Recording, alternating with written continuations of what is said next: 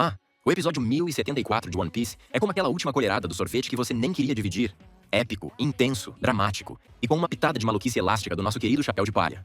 Aqui, o caos tá correndo solto, a ilha tá literalmente caindo do céu, o céu tá cheio de raios. E o coração do espectador? Esse já caiu faz tempo. Então senta, relaxa e segura o leme, porque essa história tem fogo, trovão e uma dose generosa de emoção samurai. E aí, tripulação insana. Chegou o momento mais aguardado de One Piece. O Luffy finalmente ativou o Gear 5, e a zoeira nunca esteve tão solta. Esse episódio foi uma mistura de desenho animado, loucura, pancadaria e uma trilha sonora que deixou todo mundo arrepiado. Então pega sua pipoca, ajeita o chapéu de palha e vem comigo nessa viagem maluca pelo episódio 1071. A cena abre com Kaido achando que já tinha vencido, pronto para comemorar com um saque e dar aquela gargalhada de vilão que acha que acabou com o protagonista. Mas ele mal sabia que Luffy estava só tirando um cochilo estratégico antes de voltar mais insano do que nunca. De repente, o céu começa a brilhar, o chão começa a tremer e... Pluft! O cabelo do Luffy fica branco, os olhos brilham e a risada muda de normal para uma coisa saindo diretamente de um desenho do Pernalonga. A tripulação dos Chapéus de Palha sente a energia do novo poder e fica sem entender nada. Sanji chega a pensar que estava sonhando e Nami só grita desesperada como sempre. Enquanto isso, o Gorosei tá lá em Mary Joyce sofrendo um ataque de pânico, se perguntando como um moleque de borracha conseguiu desbloquear um poder lendário que eles tentaram esconder por séculos. Parece que a Akuma no Mi dele enganou a gente por anos. Logos diz um dos velhos, enquanto os outros entram em modo full crise existencial. Sim, galera, o Gomu Gomu no Mi nunca foi só um Gomu Gomu no Mi. Ele é na verdade a fruta do homem mais zoeiro da história. Ito Ito no Mi, modelo. Nika, o deus do sol. O cara virou praticamente um deus do cartoon, capaz de transformar o ambiente ao redor dele em borracha e usar as leis da física como papel higiênico. Mas o melhor é que Luffy nem parece preocupado com a luta. Ele tá se divertindo. Enquanto o Kaido tenta entender que tipo de maluquice ele tá enfrentando, Luffy tá pulando igual um personagem de animação dos anos 30, desviando de ataques como se estivesse em câmera lenta e dando risada a cada movimento. Aí Kaido solta aquele bolo breath sinistro, uma bola de fogo que normalmente fritaria qualquer um no ato. Mas o que Luffy faz? Ele pega o chão de borracha, levanta como se fosse um tapete e reflete o ataque de volta. Sim, isso mesmo. O fogo volta e explode direto na cara do Kaido, que fica com a cara toda chamuscada, parecendo que acabou de sair de um episódio do Tom e Jerry. Enquanto Luffy tá lá transformando a luta no episódio do Pica-Pau, os Gorosei tão literalmente arrancando os cabelos. O pior é que eles estão vendo ao vivo o que tá acontecendo. E parece que os 800 anos que o governo passou tentando esconder essa fruta foram jogados no lixo em questão de minutos. E agora, os velhos estão tendo que engolir seco que o pirata mais caótico do mundo acabou de se tornar o guerreiro da liberdade que eles tanto temiam. Enquanto isso, lá embaixo, a princesa Hiyori tá enfrentando o último boss nojento do arco. Orochi. O velho traíra tá tentando enganar ela com um papo de "me solta e eu prometo ser bonzinho". Mas Hiyori tá com sangue nos olhos. E solta um discurso tão forte que até a gente que tá assistindo sente o impacto. E pra coroar a justiça poética, o Orochi é pego pelo Kazembo, que tava vagando por aí pegando fogo. O próprio fiel aliado dele decide queimar ele vivo. Orochi grita, esperneia, mas não tem escapatória. É o fim do maior traíra da história de Wano. E assim termina o episódio mais insano da história de One Piece. Luffy finalmente se torna o guerreiro da liberdade. A luta recomeça com Kaido, ainda meio confuso, encarando Luffy com aquele olhar de quem viu um fantasma de borracha. O dragãozão estava crente que o Chapéu de Palha já tinha dado adeus ao mundo dos vivos. Mas eis que Luffy não só voltou renovado, brilhando branco como roupa lavada com Vanish, e pulando como se fosse feito de mola industrial. Kaido, que não é bobo, logo sacou que tinha algo errado. Luffy estava distorcendo o chão, as paredes, até o próprio Kaido, como se o mundo tivesse virado um grande elástico. Isso cheirava a despertar de Akuma no Mi. Mas não era qualquer despertar. Tinha ali uma energia meio zoanística, se é que esse termo existe. Ou seja, Luffy agora era um misto de desenho animado e entidade mitológica. E é nesse clima de caos que Kaido tenta engolir o protagonista. Isso mesmo, engolir. Mas Luffy, feito um chiclete do inferno, começa a pular dentro do bucho do dragão como se estivesse numa cama elástica. Não satisfeito, ele ativa o Gomu Gomu no Fusen e expande não só a si mesmo, mas o próprio Kaido também, transformando o imperador num balão de hélio azul e furioso. Yamato e Momonosuke assistem aquilo com a cara de quem viu um hipopótamo dançar balé, e ainda fica se perguntando se aquilo era só mais uma forma nova do Kaido. Luffy, agora mestre dos truques elásticos, encontra os olhos do Kaido por dentro do corpo, e usa aquilo como alavanca para lançar um foguete humano para fora da boca do dragão.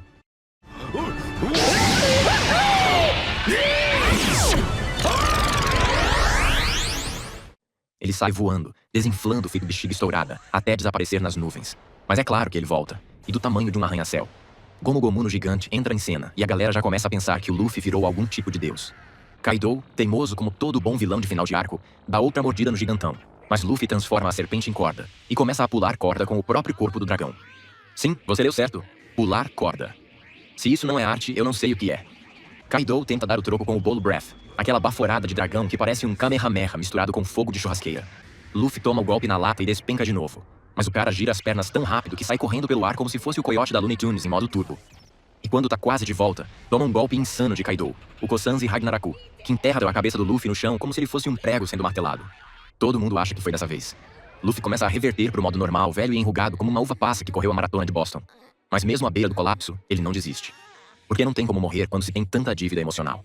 Ele lembra do Momo, da Tama, do Kinemon, até do Pedro. E com esse combustível emocional, faz o coração bater no ritmo dos tambores do sol. Dum da da dum. E o Gear 5 volta com tudo. Kaido manda mais um golpe com o porrete, mas dessa vez, Luffy não é só atingido. Ele se encaixa no golpe. A cabeça se enrola ao redor do bastão como se fosse massinha de modelar, transformando o ataque numa meia-lua bizarra. Ele sai correndo, tropeçando e gritando internamente, até ser esmagado de novo como um desenho animado que virou panqueca. Mas aí ele usa o próprio chão como estilingue, voa pro alto, bate numa pedra, rebate e volta com os braços girando como hélice de helicóptero. E é nesse clima de insanidade completa que ele acerta Kaido com um soco tão poderoso, mas tão estranho, que parece atravessar a cara do imperador. Kaido desaba, surpreso com o golpe e, vamos combinar, provavelmente com a física envolvida também. Nesse momento, Luffy começa a pensar em como nomear o ataque, porque claro, golpes absurdos precisam de nomes igualmente absurdos. E Kaido, ainda tentando entender com o que estava lidando, pergunta quem ele é afinal. Nesse instante, Zunesha, o elefante gigante que tá ligado nos ritmos do mundo, sente o tambor do coração de Luffy e percebe que aquilo ali não é só uma nova técnica. É o retorno de algo maior. Algo lendário. Luffy então se ergue de novo, com aquele sorriso que mistura loucura com esperança, e solta sua promessa ao mundo. Vai superar tudo e todos, porque seu objetivo não é só derrotar Kaido, é se tornar o rei dos piratas. Lá em cima, no topo do mundo, ou melhor, no topo de Onigashima, Luffy tá naquele momento filosófico de guerreiro de anime, pensando num nome bacana pro seu novo golpe. Sim, porque se é pra detonar o Imperador Kaido com estilo, tem que ter nome épico, né? Enquanto isso, Kaido, feito de puro orgulho e hematomas, se levanta de novo, bufando, mas ainda inteiro o suficiente pra zombar do nosso herói. Ele solta aquele papo de vilão experiente, mas no fundo já percebeu. O garoto de borracha não é mais só um pirata birrento. Agora é um renascido. Zunisha, o elefante ancestral do tamanho de uma montanha e com alma de avô místico, sente algo no coração. Aquele batimento que ecoa como tambores sagrados, ritmados com liberdade e caos.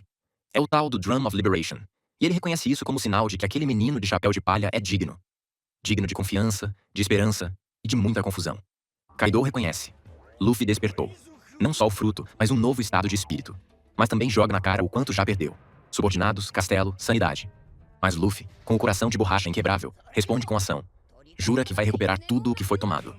Kaido lança seu Gundari Ryusegun, um ataque que mais parece uma constelação explosiva. Mas Luffy rebate com socos que se esticam como linguicinha em dia de festa, atravessando o próprio corpo e atingindo Kaido como se fosse elástico divino.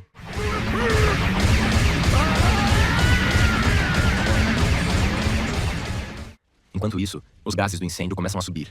Sim, o castelo inteiro tá pegando fogo como churrasco sem supervisão. Lá no térreo, a galera tá em modo desespero total. É fogo pra todo lado, teto desabando, gente correndo que nem barata quando acende a luz. Chopper encontra Nami e já chega suando mais que marinheiro em sauna. Ninguém acha o resto da tripulação. Zeus não dá conta do fogaréu, e o calor já tá fritando até os pensamentos. No porão, alguns gifters arrependidos estão presos, lamentando suas más decisões de vida. Beppo, o urso que normalmente é puro sangue frio, já desmaiou, derretendo como picolé. A tripulação dos Harp Pirates está carregando o peludo com desespero nos olhos. Robin e Brook, junto com alguns samurais, estão encurralados no labirinto em chamas. E Sanji, que estava todo cavalheiro ajudando geishas, agora se vê preso com elas no salão do prazer que virou um forno. Enquanto isso, o Sop, nosso sniper de nariz corajoso, tenta usar uma planta mágica para apagar o fogo, mas a Midori Boshi vira churrasquinho antes de dar sinal de vida.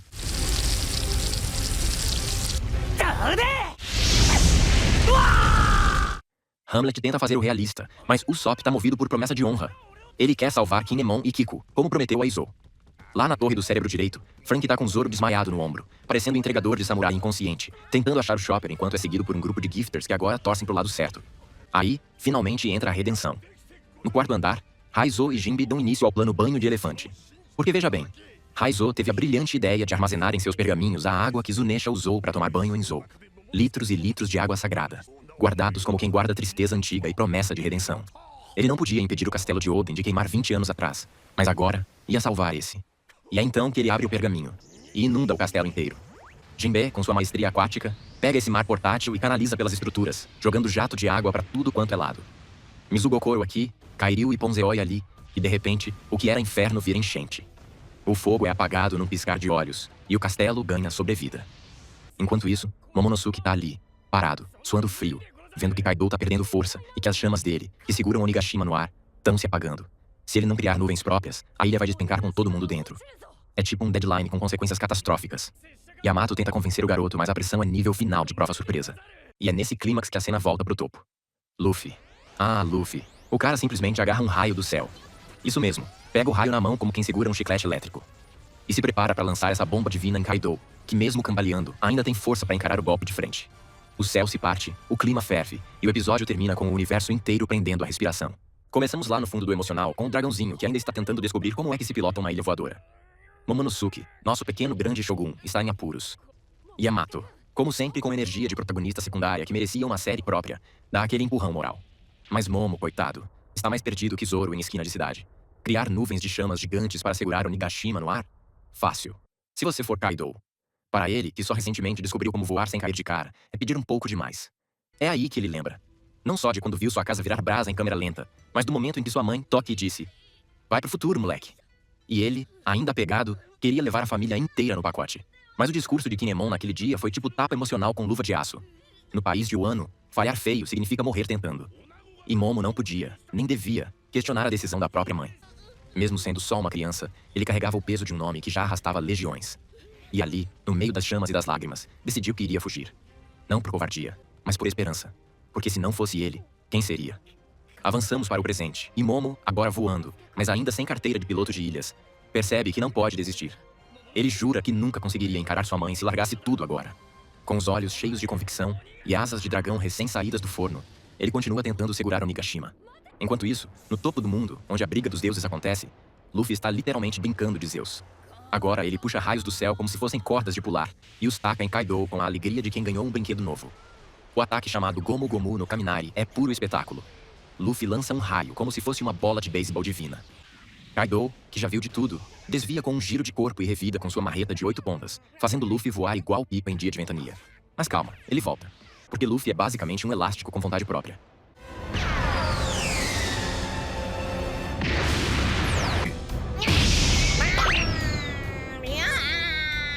E olha que momento.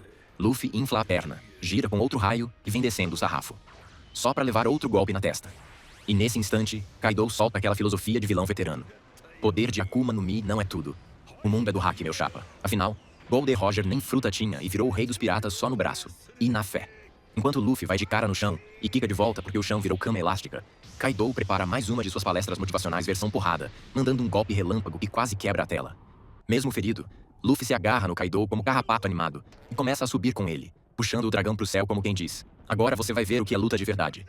Kaido tenta se soltar, muda pro modo dragão completo e solta uma rajada cortante que teria fatiado qualquer um, menos Luffy, que só ri e segue voando. Ah, detalhe para importante. O povo da capital das flores está lá embaixo, soltando lanternas com desejos, achando que talvez, só talvez, seus pedidos cheguem aos céus antes que eles virem cinzas de novo. Porque sim, eles já estão esperando o pior. Enquanto isso, no castelo, o incêndio continua como churrasco descontrolado. E o Goro, sempre aquele velhinho zen e durão, recebe a notícia de que a ilha tá caindo. Ele entende o recado. Kaido tá nas últimas, e aí solta a pergunta do milhão. Morrer agora com honra ou viver um pouco mais sob o chicote de Kaido? A resposta é unânime. Os samurais preferem cair junto da ilha, se for para garantir um futuro pros inocentes. E que Luffy quebre tudo, sem medo de causar um terremoto. No porão, temos Usopp e Hamlet em modo desespero, fugindo do fogo com a agilidade de quem ouviu promoção relâmpago e correu pro caixa. Quando tudo parecia perdido, a água invocada por Raizo aparece como bênção dos céus, salvando os dois de virarem espetinho. Já no andar do tesouro, o roedor oficial da série, Orochi, mostra que ainda não sabe a hora de desistir. Consegue tirar o prego de Kairosek do corpo, se transforma de novo, mesmo em chamas e reduzido a uma cabeça só. E como última cartada, quer levar Hiyori com ele pro além, só pra jogar mais um drama na fogueira, literalmente. Mas nada disso importa quando voltamos ao telhado. Porque ali, Luffy olha pra baixo e avisa: tá na hora de sair do caminho. Ele infla a mão, mas infla mesmo, num nível que rivaliza com a própria Onigashima. E não é só tamanho, tá coberta de hack, pronta pra cair em cima de Kaido como o próprio martelo do juízo final. Um golpe que carrega tudo: força, dor, esperança e a promessa de um novo amanhecer. E assim termina o episódio. O céu em chamas, a terra tremendo, os corações acelerados. Uma criança virou homem. Um herói virou trovão. E Kaido. Bem, Ele tá prestes a descobrir o verdadeiro peso de lutar contra o homem que ri mesmo caindo. E assim, encerramos mais um episódio insano dessa saga épica. Se curtiu essa zoeira, não esquece de deixar o like, se inscrever no canal e compartilhar esse vídeo com a tripulação. Afinal, a zoeira em One Piece nunca tem fim. Até a próxima e bons ventos nos mares da zoeira.